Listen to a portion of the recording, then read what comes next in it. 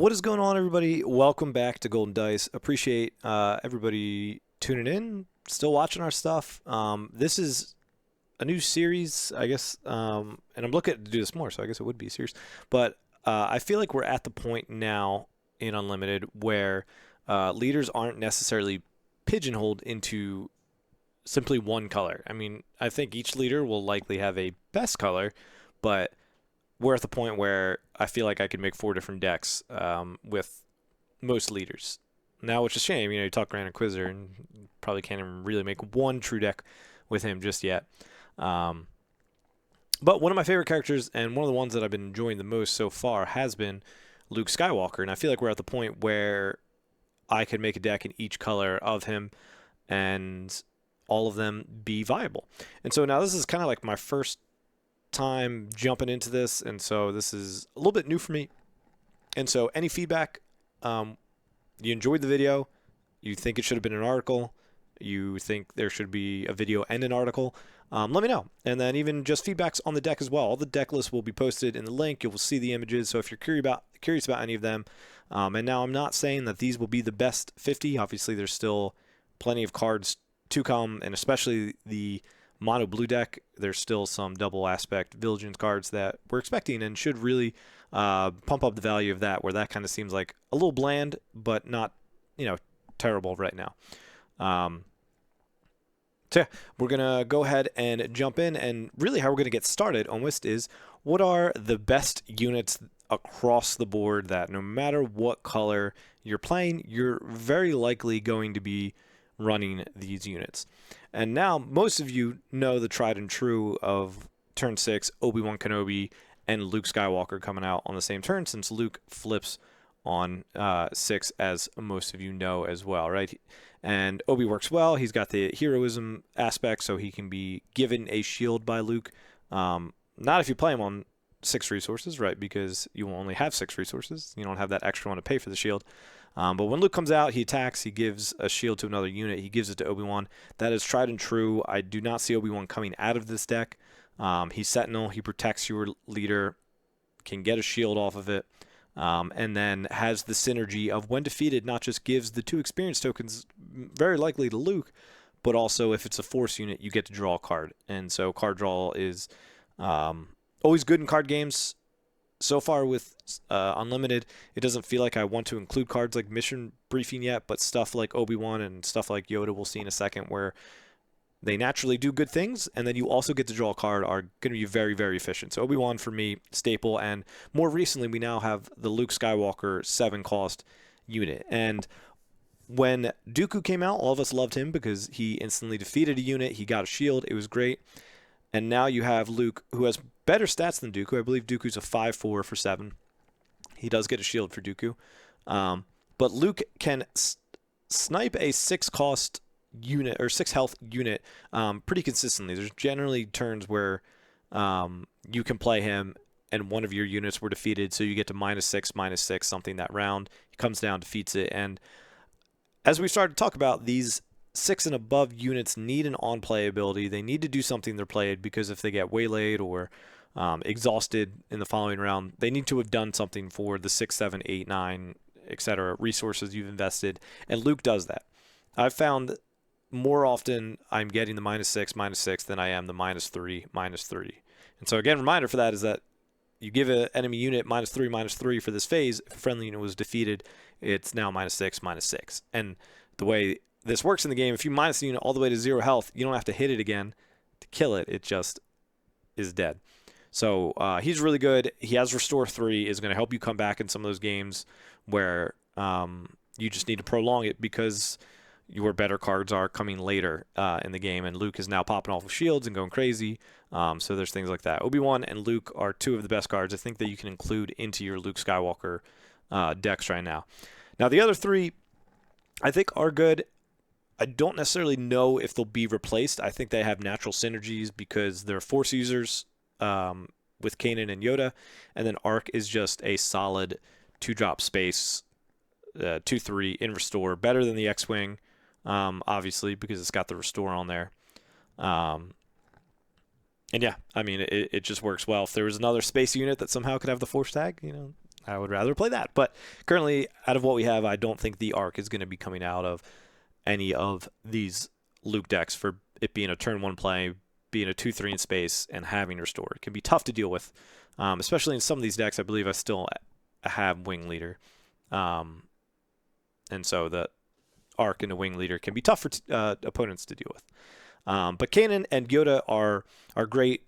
Kanan effectively has a Restore 1, maybe Restore 2 on it. There are no other Spectres in most of these decks. Well, I guess there are Sabine and Ezra in them, but I forget that adds up because generally you're not really tracking those kind of things. But he's a 4/5. He's got the Force. It works with a card we'll talk on the next page when we get to an event. And Yoda's Restore 2. 2/4 is pretty rough for 3. I don't love those stat lines. You'll see the same complaint people have had about the Wilderness Fighter, but just like you might play Wilderness Fighter because he gets a shield, you want to play Yoda because he gets Restore 2. He draws you a card when it's defeated, and he has that Force keyword, which has been touted as one of the best in the game so far. So these 5 units, I feel like are pretty consistently going to be in the decks, and I actually do think they are in every single version of Luke right now. They're good. They do what they want. It is a nice curve, as you can even see here. It goes 2, 3, 4. Missing out on 5, but then 6 and 7. There's no real good 5 units right now at this point. I think Blue has like some weird ones. I think it's like Rugged Survivor and Snowspeeder. Vigilant Honor Guards are all options at 5 as well if you really do want that perfect 5 from Blue, but Snowspeeder and Rugged Survivors doesn't have a hero tag for the shield, and Vigilant Honor Guard is kind of weird. Snowspeeder's kind of bad. If ground vehicles is meta, maybe Snowspeeder gets slotted in the sideboard or something. But anyways, so these are the 5 basic units that are included in all the Luke decks. And then going into events, this is a little bit shorter, but I think it binds all things and Takedown have pretty much been 3 ofs for me in all the builds. Force users, we're getting to the point you saw on that page of having Obi-Wan, of having Luke leader himself, having Yoda, and having Kanan. Those are 5 possible instances in which you can have a Force user into it, and now add in some different ones. Right, in red, you could have Mace coming out. In yellow, you can add Ezra into the mix. So there's other options out there as well. And I think paying 2 to heal 3 to deal 3 is really good, or even healing 2 to deal 2 is pretty good. But you kind of want to shy away from just healing 3 or healing 1, dealing 1. That kind of feels bad. And Takedown, I have loved. Sometimes these decks, especially outside of yellow or outside of the Saboteur ones, have a hard time dealing with the counter shields a little bit. Sometimes you can just trade a shield into a shield and it'd be okay, but Takedown, being able to just burn through some shields, burn through characters in the mirror, burn through Dooku, and also Iden Versio coming out just recently as well. So I think these 2 events, you really can't go wrong. Takedown can kind of feel bad at times with it just being a 4 cost, and it takes a little bit to come online, but I do think it is good and worth including in all your lists. And then upgrades, these pretty much are the same. I run 3 Entrenched, 2 Luke's Lightsaber, 3 Jedi Lightsaber. I am getting closer, though, I think, to cutting Luke's. I still think it's worth it because the value that you can get out of it can be quite crazy, but Entrenched is a really good card, and it's 2 costs, 3/3. It can help you dominate, or it can help you just ignore lane. If you just hit all your ground curve and they hit a decent space unit, slap that on it. Don't worry about space. It's not a big deal. And then Luke's Lightsaber, just being able to heal him and give a shield to either the unit or Luke. I think that's the reason why I keep it in, because there are at least 2 targets for this upgrade to get full effect out of it. It does kind of feel bad to play it not on Luke, whereas the Jedi Lightsaber, I think I'm content playing that on anybody, just 3/3/3 if I have to. I've played it on Akbar. I've played it on Marines. Losing out on the Force unit on attack thing does stink, but I still think this is really good. And I think all these cards, I think you would want to include in your Luke deck regardless of the color. So 3 Entrenched, 2 Lukes, and 3 Jedi is pretty much where I've landed. But if you have arguments to cut Lukes, I don't think you're that crazy. Just a little bit crazy. But going into some of these decks, we're going to jump into red first. I running 25 HP bases across the board. So, of course, you see we have Tarkin down here. Now, red gets me pretty excited because I can run a 1-drop that isn't R2-D2. I don't think R2-D2 is necessarily bad, but don't love him in every deck. But this lets us run the new 1-drop. Now, you might ask questions about, well, what about Two Tubes? He's not a hero, and I tend not to put non-hero cards into the deck. I don't like doing that. I want to make sure the cards that I'm putting in, I can give a shield with Luke if it curves out that way. But you get some really, really good additions, just straight good units in the 1-drop, in the A-Wing, in Sabine, in Red 3, and Mace Windu. I think all of these cards are amazing. Open Fire is just removal. Open Fire can definitely come out as we get to look at it. But, looking at some of these units, as I just mentioned, the 4 across the middle are really, really great value. I mean, Sabine and Green Squadron A-Wing both being openers that you can do and be very, very happy with whichever one you play. The other ones to consider up are on the top right, and so that is the Spec Force Soldier. Again, I think he's a flex. I don't think you necessarily need to be married to him. If you did want to bump him out of the list, I think that's okay. But I think the potential of a 1-drop into a shield, and then also just his own playability of getting rid of Sentinels, so you can go and attack the base or attack certain units that you need to, I think is really, really good. I think he's a high value card, and it's definitely going to be worth it in some of these lists. The other ones that I mentioned here are K2SO, Fighters for Freedom, and Black One. K2SO, I think, is a good card and can be worth it. I just get sad a little bit because he doesn't have Force. He's in that 4 slot, which is where Kanan falls into. I think Kanan is just a little bit better in the synergy-wise of the deck. But if you want to argue that K2SO is the straight-up better card, that's okay. A little bit different argument for that. And the Fighters for Freedom, I think, is, again, a 3-drop. Yoda's kind of in that spot as well. We also have Red 3 in that spot for space. So a little bit harder to squeeze them in. And if you do, though, there are a decent amount of red cards in the deck of the Soldier, of Sabine, of Green Squadron, of Red 3, of Open Fire, and then, of course, Fighters for Freedom itself. So you could go a list where you add that in, and you take out Yoda, and you add in K2SO, and you take out Kanan. But then also you're probably taking out It Binds All Things because you're starting to really limit yourself. But the cool thing with this deck is that you have 2 pretty good bombs on the hero ground side with Mace Windu and Luke Skywalker. You can pretty much extend your lead. You can catch up. You can make it even. But both those, having Luke and Mace Windu, are both very, very good. And It Binds All Things with both of them, especially with Mace, can be pretty crazy. But you would need a good amount of resources for that.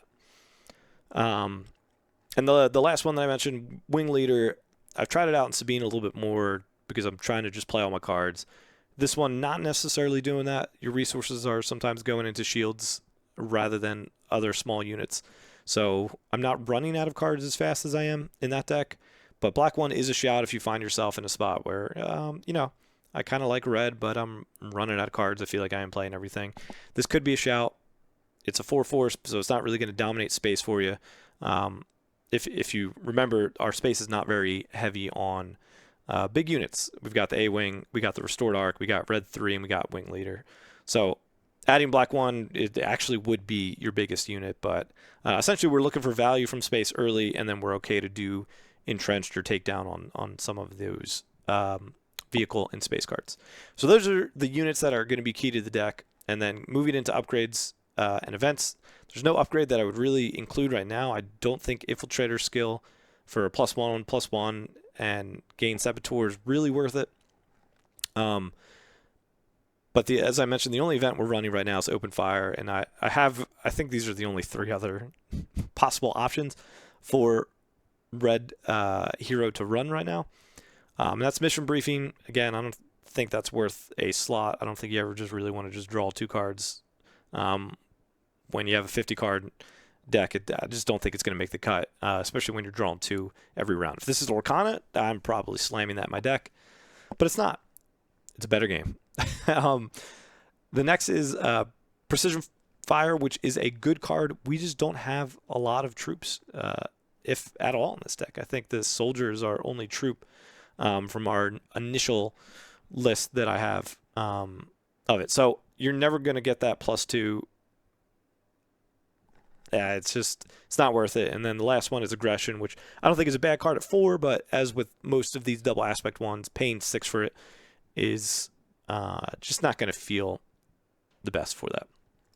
So that is pretty much our red package. I really enjoy it so far. You get a lot more aggressive units, but you also get a really awesome closer in Mace Windu. The event package is still a little bit lacking, and expect and hope that gets a little bit better in the coming weeks as well. The next one coming up is one that I've been mostly playing recently, and that is green. And this allows you to do some bigger bombs. You don't get the Mace Windu, but you get a big bomb in space. You get home 1.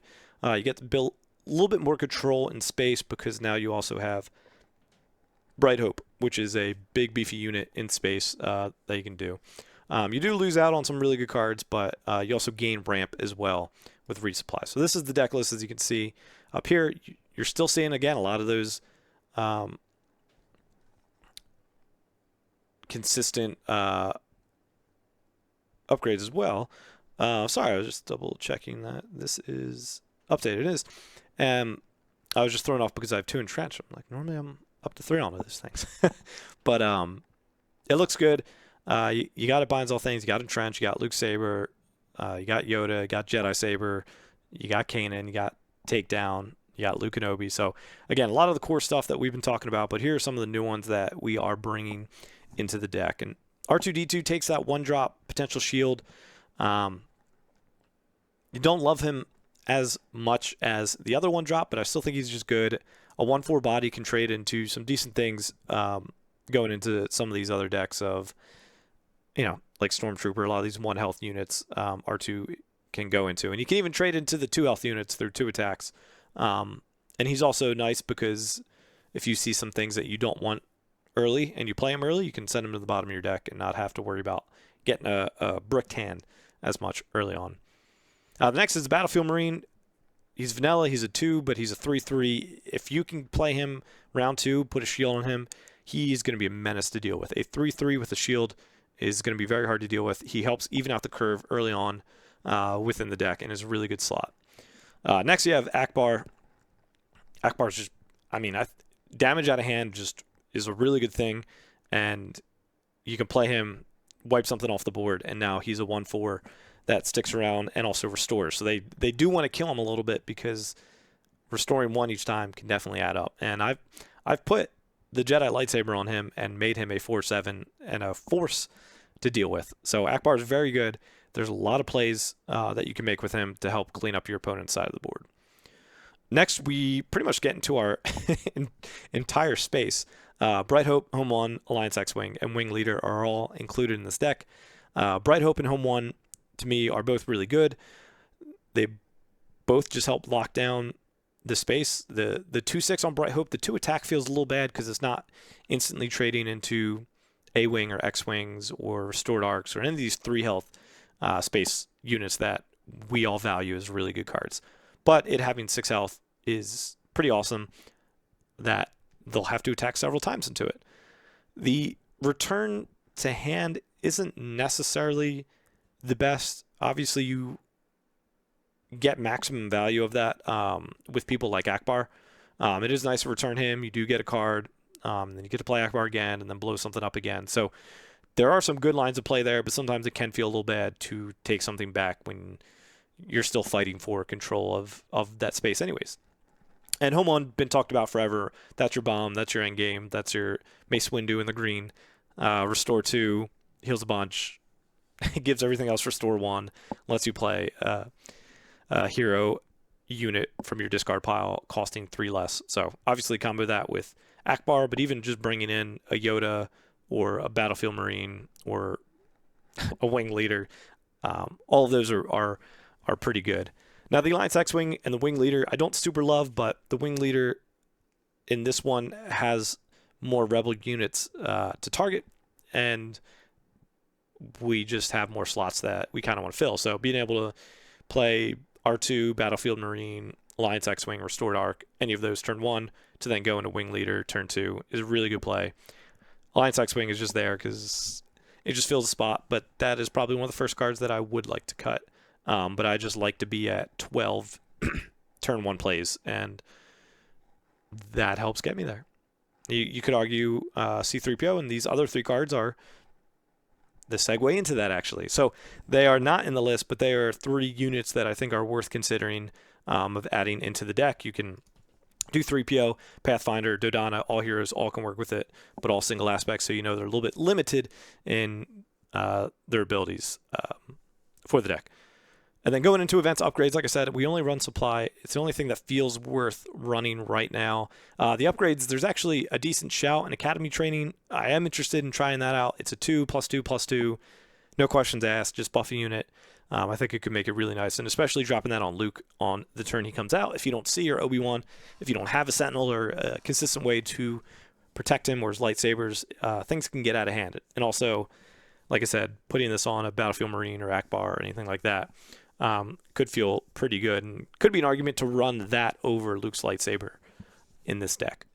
And then the Hardpoint Heavy Blaster, we have 15 space units in this deck, so it's going to be easier to play than most decks, and it's also a 2/2/2 and helps deal some extra damage and take control of space. And the last shout is Overwhelming Barrage. This has been cut from my list.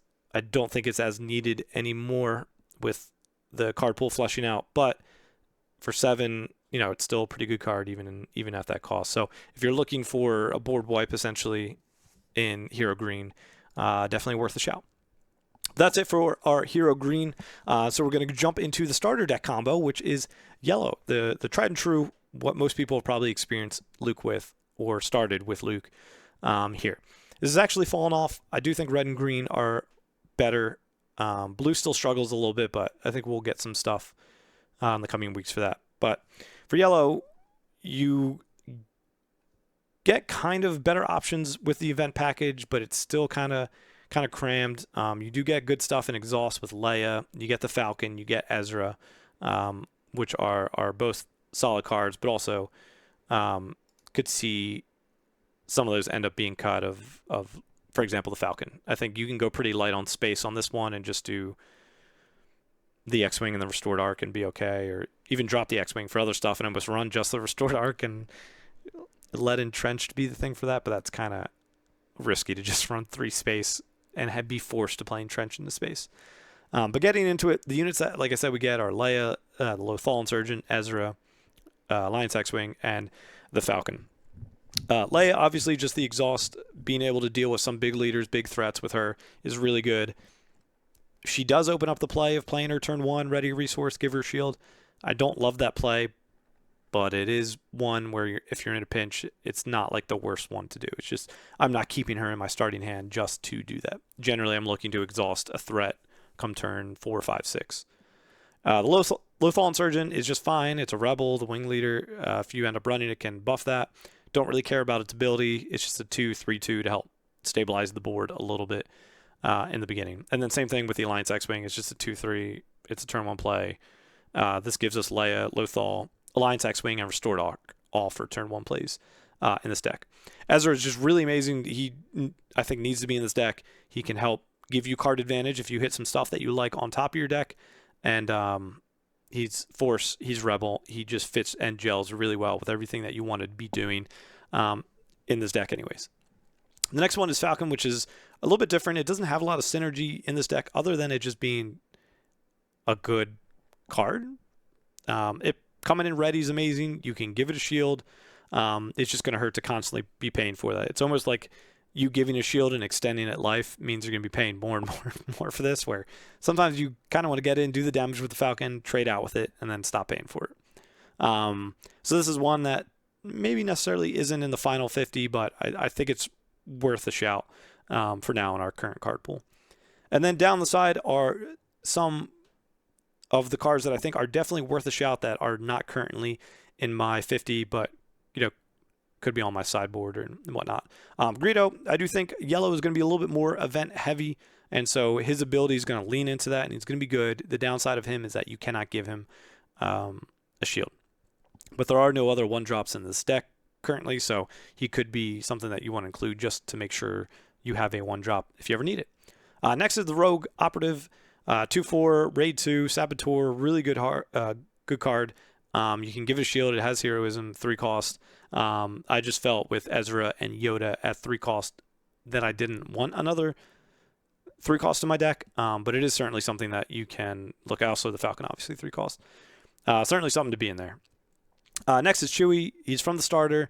I don't think he's particularly amazing, but there is a case, not that he's better than Obi-Wan, definitely not, but that turn 5, when you have 6 resources, you play Chewbacca, you can give him a shield immediately, and then you can bring out Luke. So there's a little bit more of a safeguard, whereas Obi-Wan, you really can't shield until you do bring out Luke and then attack. So there's an extra step in there in which your opponent can interact with your Sentinel, whereas with Chewbacca, it's one less step before they get a shield. Next is Lando. He's just consideration because he's 6. If you don't have anything else to play, I don't really think he's necessarily that good.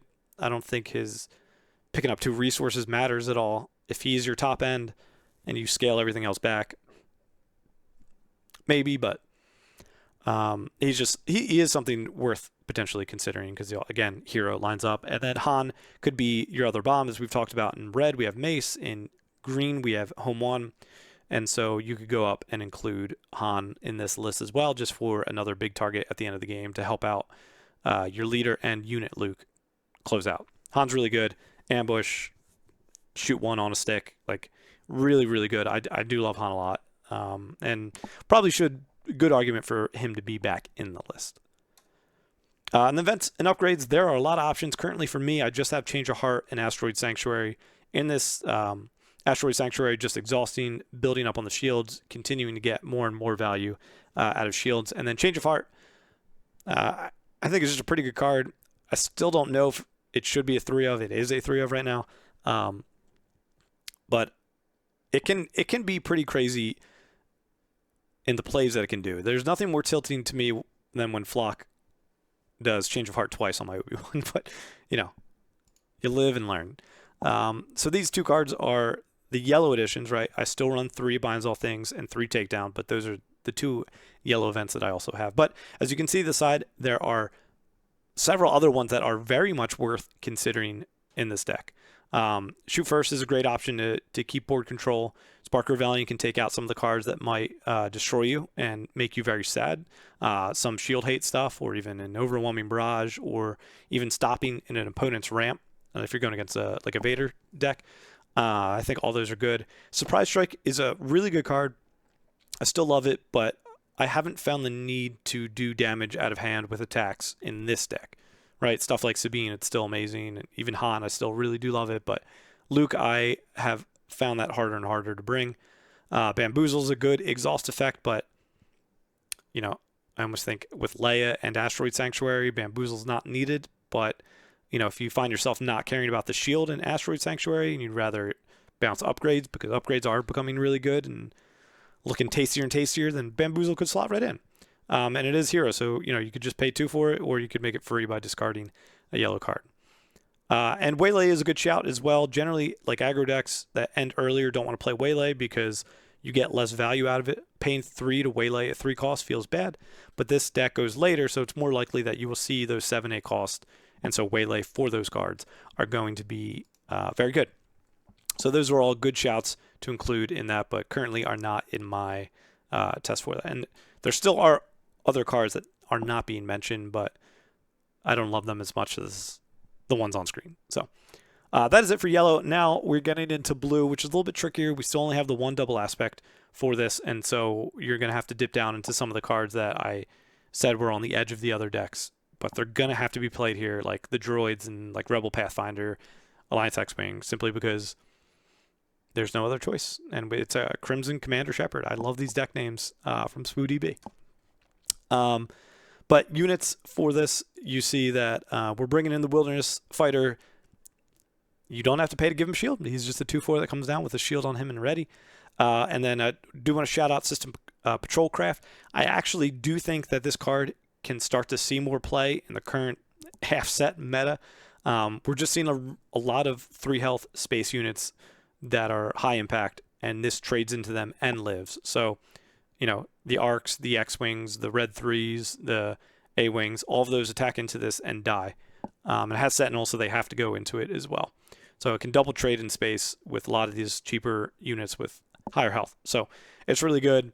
And so for me, you know, especially in blue, it feels like a no-brainer to include. It's at a 2 of right now, but I think with the way the meta is shaping at this point, I think it's worth it to have that because our space is also light. We just have the Alliance X-Wing and the Restored Arc and 2 of the Patrol Craft.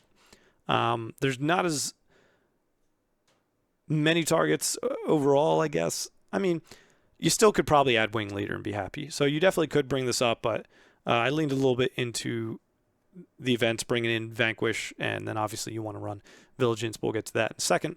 The droids, just, you know, a solid combo. They can both get a shield. Round 1, R2, into round 2, 3PO. Both shielded, 1/4s. Drawing new cards can be annoying for them to deal with. The Pathfinder's fine, and the X-Wing is fine. And going into the events, you know, the exciting part is Vigilance, right? You can discard 6 cards from an opponent's deck. I don't really think that matters. You can heal 5 from a base, defeat a unit with 3 or less, and give a shield token 2 units. So really, it's those last 3 options for me that are getting picked most of the time.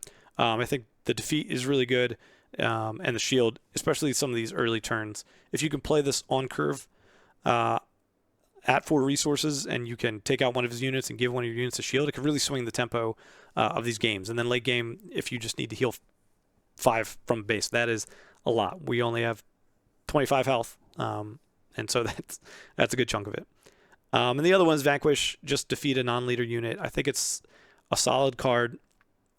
It definitely gets cut and pushed out because there's stuff that is more flexible and can operate in a similar vein of things. But this can definitely be good for all these really good non-leader units we're seeing. These Lukes, these Dooku's, these Home Ones. You can take out and just kill a bunch of stuff. And then in the corner, I have Resilient. I think Resilient could be worth a shout in the mono blue deck. I don't love it, but simply a +3 on some of these units can be very hard to deal with, especially when you're shielding and healing. And, you know, if you think about it, if you put it on someone like Kanan, he's now a 4/8, and you can also do it binds all things on him and heal him and keep him alive for a lot longer. I think Resilient, and in this type of mono blue deck, has a lot more things to it. All right, well, I recorded pretty much all of that video Tuesday night. Wednesday, we got some reveals from the stream.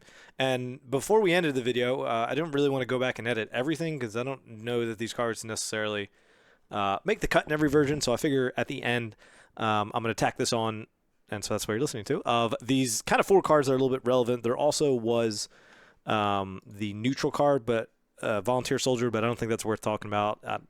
It's pretty much draft fodder to fill out your deck for that. And so basically these are the 4 cards: Redemption, For a Cause I Believe In, Keep Fighting, and Crafty Smuggler, which all kind of pique my interest, at least for cards to potentially include. And so the first one is pretty much the most obvious, Redemption. A big card coming into play, and it costs 8. It's blue hero. It's a 6/9 capital ships, has Sentinel, and it says when played, heal up to 8 total damage from any number of units and or bases. Deal that much damage to this unit. So basically, this can come in and be a 6/1 Sentinel and heal 8 from anything across your board. So I do like this card. I think it's interesting.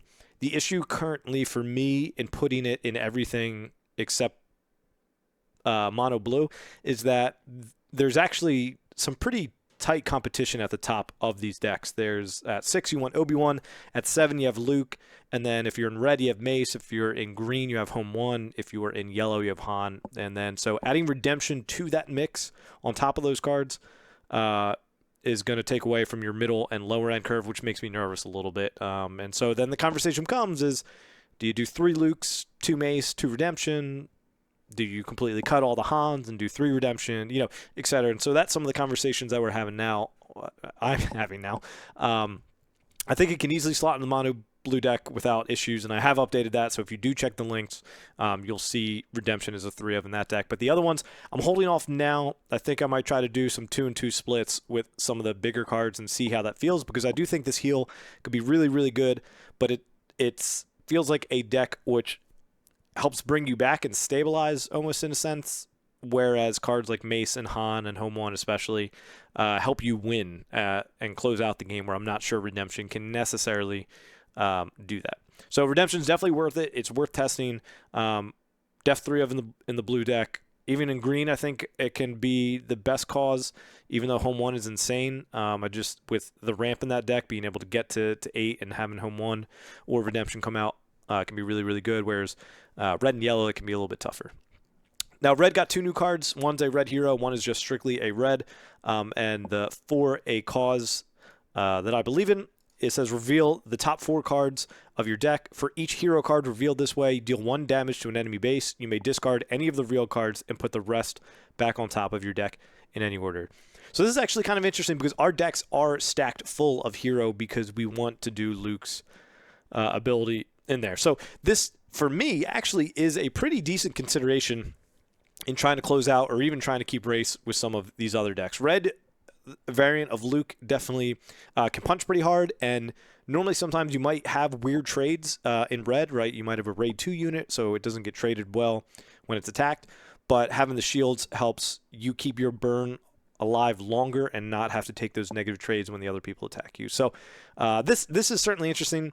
Obviously, it goes in Sabine. This screams a Sabine card, but I think this could actually be a pretty decent shout in Luke decks, because you're naturally already including those hero cards into it. Does it make the cut?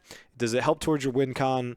Obviously, of destroying your base, but of this general synergy of Force users and blue and Sentinel and healing in the deck? No, not necessarily, but I do think this is a good card and worth a checkout in Luke red. The next is a 2-cost, keep fighting. It says ready unit with 3 power less. We don't have too many of them. In red, we do have the spec Force soldier. You have Sabine. You have Yoda. You have the Green Squadron. You have the Restored Arc. You have the Red 3. So a lot of those are all very good options to ready. And obviously doing ones like Sabine or Yoda or the Green Squadron A-Wing is where you get probably the most value, just because of the ping damage on Sabine, the Restore on Yoda, and the raid on the A-Wing. So this is a decent card. It kind of feels a little too cute for what Luke wants to do, but if you really are trying to build a Luke that just outvalues with aggressive units and shields them so they can stay on the board longer, keep fighting could be a pretty interesting call. For now, I maybe think about doing it sideboard, but obviously in testing, at least for us, we're not really doing sideboards. We're just trying to build the best 50 at this point, and as tournaments and best of 3 start to happen, maybe we start to include those a little bit more. So that is kind of where I keep fighting. I think could definitely work, because I think there's some decent targets within the deck, some good raid options, and then especially with red 3 on the board, if you reset Green Squadron A-Wing and it has a raid 3 and swings for 4, that feels pretty good for 2. So there's definitely some good options in there for Luke red. And then the last one is the Crafty Smuggler. Not hero. It doesn't matter as much because, it gets a shield, but for me, it's probably competing with the Lothal Insurgent slot. And the Lothal Insurgent is a 3/2, and I feel like I kind of value the 3 attack more than the 2 in the shield. So, it also makes you take away certain things, like if you have Wing Leader or you have any other Rebel buffs like within your deck. The fact that Lothal Insurgent can essentially, if you look at it as a 3 shield 3/2, is that better than a 2/2 shield? Those are some things to weigh. I think it's worth looking at, but if you're running stuff like Wing Leader and Dodonna in the deck, I don't think it's worth it. But if you have those cut, I think this could be a pretty viable option over Lothal Insurgent. So these are my take on the 4 cards that I think could relevantly be put into any of the Luke decks associated with those colors. So I'm excited for this, and I'll let myself wrap up this video in the next tidbit. So those are all the decks, and this is now my ranking, and I did it in order anyways, and I didn't intentionally do that, but I like red the best. Green is a very close second. A little bit more space is yellow, and then some space is blue. But all four of these, to me, are very playable right now, and also just fun to play, and exciting to see what we get in the next few weeks. Especially, I'm hoping we get that double vigilance card on Monday from the Twitter polls, social media polls that FFG does. But so yeah, I hope you enjoyed this. I love any constructive feedback that you guys have for me.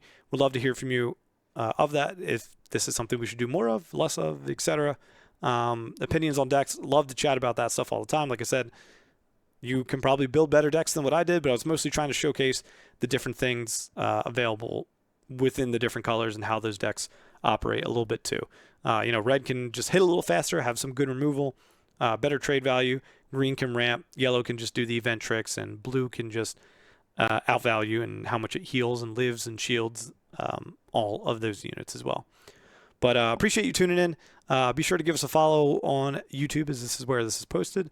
We've got Facebook, we've got Twitter, and we do post podcast bi-weekly right now. We'll see how that goes with the holidays, but you can check us out on wherever you listen to podcasts at. But appreciate you tuning in, and we will check you next time.